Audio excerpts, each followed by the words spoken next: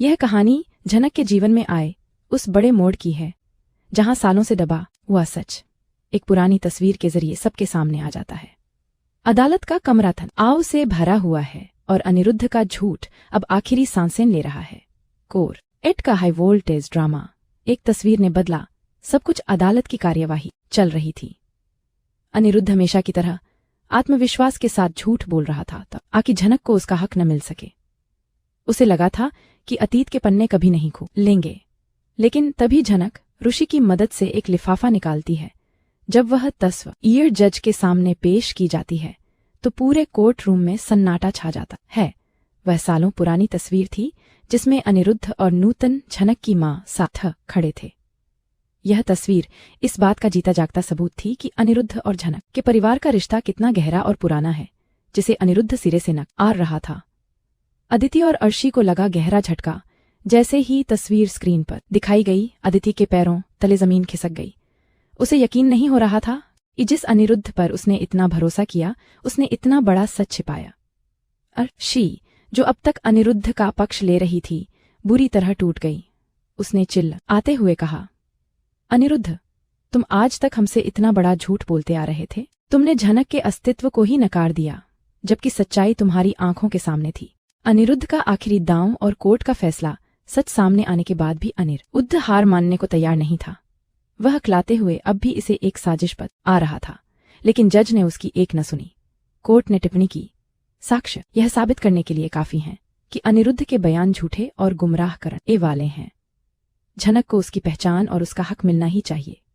से अधिक शुई, जिसने इस सच्चाई को खोजने में झनक का साथ दिया था, ने सबके सामने अनिरुद्ध के पाखंड का भंडाफोड़ कर दिया। अब केवल अर्शी ही नहीं, बल्कि पूरा परिवार अनिरुद्ध के खिलाफ खड़ा था। क्या झनक को मिलेगा अपना सम्मान? अदिति और अर्शी को अब अपनी गलती का एहसास होने लगा है। उन्हें समझ आ गया है कि उन्होंने झनक के साथ जो भी किया वह गलत था। अनिरुद्ध अब अकेला फट ढह गया है, क्योंकि उसके झूठ के महल को झनक की सच्चाई ने ढा दिया है। कहानी के अगले मोड़ पर कुछ बड़े सवाल खड़े होते हैं। क्या अदिति और अर्शी झनक से माफी मांगेंगी? क्या अनिरुद्ध अपनी गलती मानकर झनक को वह जगह देगा जिसकी वह हकदार है? क्या ऋषि और झनक की यह जीत उनके जीवन में एक नई शुरुआत लाएगी? कोर्ट के फैसले और उस पुरानी तस्वीर के धमाके के बाद कहानी अब एक ऐसे मोड़ पर पहुंच गई है जहां रिश्तों के समीकरण पूरी तरह बदल चुके हैं। अब अनिरुद्ध के पास भागने का कोई रास्ता नहीं बचा है। घर वापसी और अपमान का घूंट कोर्ट से निकलने के बाद माहौल पूरी तरह बदल चुका था। जो घर कल तक अनिरुद्ध के झूठ पर टिका था, आज वहां मातम जैसा सन्नाटा था। अदिति और अर्शी घर पहुंचते ही अनिरुद्ध को घेर लेती हैं। अर्शी की आंखों में आंसू और गुस्सा साफ दिख रहा था। उसने अनिरुद्ध से कहा, आज कोर्ट में जो हुआ उसके बाद मेरा सिर शर्म से झुक गया है। तुमने झनक की मां नूतन को पहचाना हुए भी उसे अजनबी बताया। क्या तुम्हें एक बार भी झनक की बेबसी पर तरस नहीं आया? ऋषि का प्रहार और अनिरुद्ध की बौखलाहट। तभी ऋषि घर में दाखिल होता है। ऋषि ने ही वह तस्वीर ढूंढ निकाली थी जो झनक के हक की सबसे बड़ी ढाल बनी। ऋषि ने सबके सामने गरजते हुए कहा, अनिरुद्ध, तुमने सिर्फ झनक से झूठ नहीं बोला, बल्कि तुमने भावनाओं के साथ खिलवाड़ किया। झनक इस घर की इज्जत थी और तुमने उसे एक बाहरी बनाकर रखा।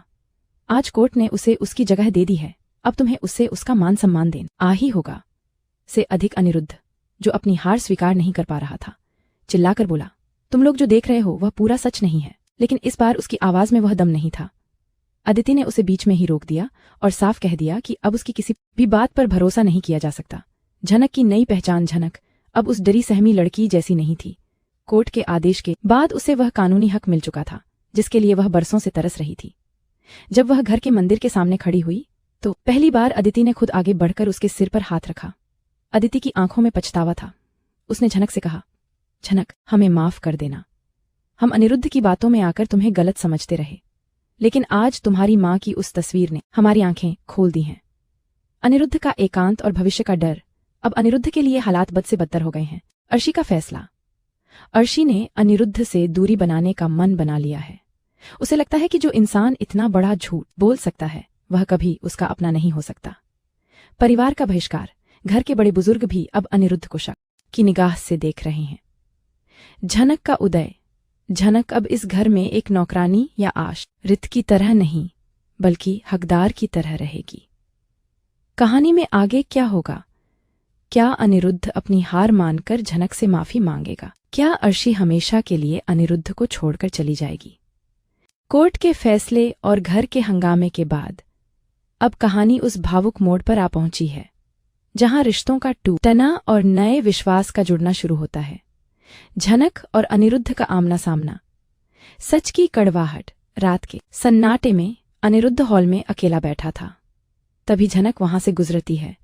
अनिरुद्ध उसे रोकते हुए कहता है, झनक, तुमने आज मुझे सबके सामने नीचा दिखा दिया। वह तस्वीर, तुम्हें वह कहाँ से मिली? तुमने ऋषि के साथ मिलकर मेरे खिलाफ साजिश रची। झनक रुकी। उसकी आंखों में अब डर नहीं बल्कि एक स्वाभिमान था। उसने शांति से जवाब दिया, साजिश मैंने नहीं अनिरुद्ध जी, आपने रची थी। मेरी माँ की यादों को मिटाने की साजिश, मुझे बेघर रखने की साजिश। वह तस्वीर मेरी माँ की आखिरी निशानी थी और आज उसी ने मुझे मेरी पहचान दिलाई है। से अधिक अनिरुद्ध के पास इस बात का कोई जवाब नहीं था। झनक ने आगे कहा, आज आपको बुरा लग रहा है क्योंकि आपका झूठ पकड़ा गया, लेकिन सोचिए उस दिन मेरी माँ पर क्या गुजरी होगी जब उन्हें अकेला छोड़ दिया गया था। अर्शी का कठोर निर्णय। तभी सीढ़ियों से उतरते हुए अर्शी वहां आती है। उसके हाथ में एक बैग है। वह अनिरुद्ध की ओर देख बिना कहती है, मैं इस घर में अब एक पल भी नहीं रह सकती। जिस रिश्ते की बुनियाद ही झूठ पर हो वह रिश्ता बोझ बन जाता है। अदिति उसे रोकने की कोशिश करती है। अर्शी बेटा, गुस्से में फैसला मत लो। लेकिन अर्शी अटल थी। उसने अदिति से कहा, मम्मी, अनिरुद्ध ने सिर्फ झनक को धोखा नहीं दिया, उसने मुझे भी अंधेरे में रखा। मैं एक ऐसे इंसान के साथ जीवन नहीं बिता सकती जो अपनी ही बातों से पलट जाता है। अर्शी का जाना अनिरुद्ध के अहंकार पर सबसे बड़ी चोट थी। ऋषि का समर्थन और नई शुरुआत। ऋषि, जो इस पूरे मामले में झनक की ढाल बना हुआ था, झनक के पास आकर खड़ा हो जाता है। वह घर वालों से कहता है, कोर्ट ने झनक को उसका अधिकार दे दिया है। अब इस घर के कागजात में और इस परिवार के नाम में झनक का हिस्सा भी होगा। अगर कोई इसे नहीं मानता तो वह कानून का अपराधी होगा। अदिति, जिसे अपनी गलती का गहरा एहसास हो चुका था, झनक के पास आती है और अनिरुद्ध की तरफ इशारा करते हुए कहती है, झनक, इसे सजा मिल चुकी है। आज ये अपने ही घर में पराया हो गया है। मुझे गर्व है कि तुम नूतन की बेटी हो। भविष्य के गर्भ में क्या है? अब कहानी में 3 मुख्य रास्ते खुलते हैं। अनिरुद्ध का प्रायश्चित। क्या अनिरुद्ध अपनी गलतियों को सुधारने की कोशिश करेगा या वह और भी ज्यादा प्रतिशोधी रिवेंजफुल बन जाएगा?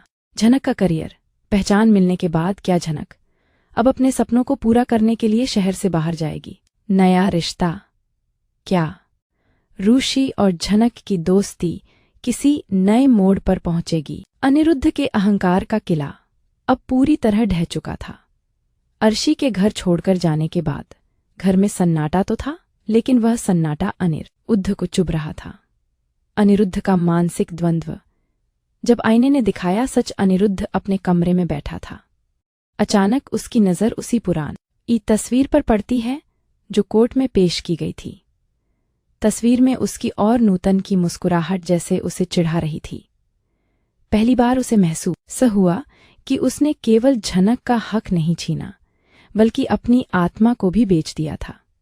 वह लड़खड़ाते कदमों से बाहर हॉल की ओर आता है, जहां झनक अपनी मां की तस्वीर के सामने दिया जला रही थी।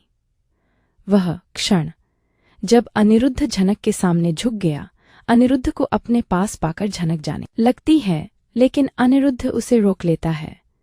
उसकी आवाज में इस बार गुस्सा नहीं बल्कि टूटन थी। से अधिक अनिरुद्ध, झनक, रुको। आज पहली बार मुझे खुद से घृणा हो रही है। मैं अपनी छवि बचाने के चक्कर में इतना गिर गया कि मैंने उस रिश्ते को भी नकार दिया जिसने मुझे इंसान बनाया था।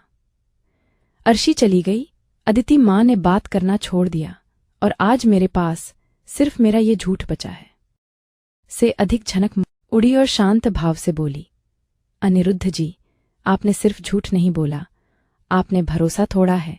आपने मेरी माँ के चरित्र पर सवाल उठाए था ताकि आप दुनिया की नज़रों में साफ बने रहें। अनिरुद्ध की आंखों से आंसू छलक पड़े। वह झनक के सामने घुटनों पर बैठ गया।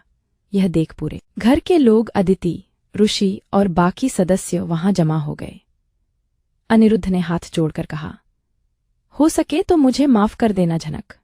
मैंने तुम्हारे साथ जो किया वह कोई दुश्मन भी नहीं करता।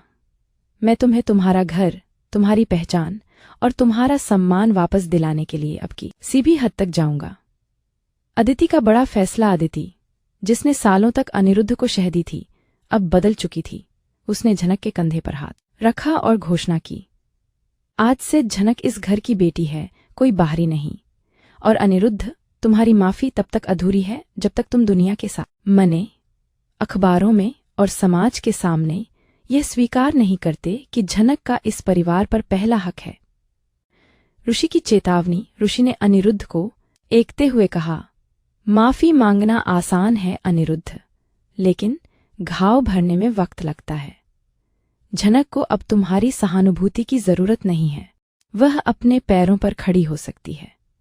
बस अब उसके रास्ते का पत्थर मत बनना। कहानी का नया मोड़, एक नई चुनौती जैसे यही घर में सब कुछ ठीक होने लगता है, तभी एक नया मोड़ आता है। अर्शी के पिता एक कानूनी नोटिस लेकर पहुंचते हैं। वह अनिरुद्ध पर धोखाधड़ी का केस दर्ज करने की धमकी देते हैं, क्योंकि उसने अर्शी से सच छिपाकर शादी की बात आगे बढ़ाई थी। अब झनक के सामने एक नई दुविधा है। क्या झनक उस अनिरुद्ध को बचाएगी जिसने उसे हमेशा दुख दिया? क्या अर्शी और उसके पिता मिलकर अनिरुद्ध को जेल भिजवा देंगे? क्या ऋषि अब झनक को इस घर से दूर अपनी एक नई दुनिया बसाने के लिए प्रेरित करेगा?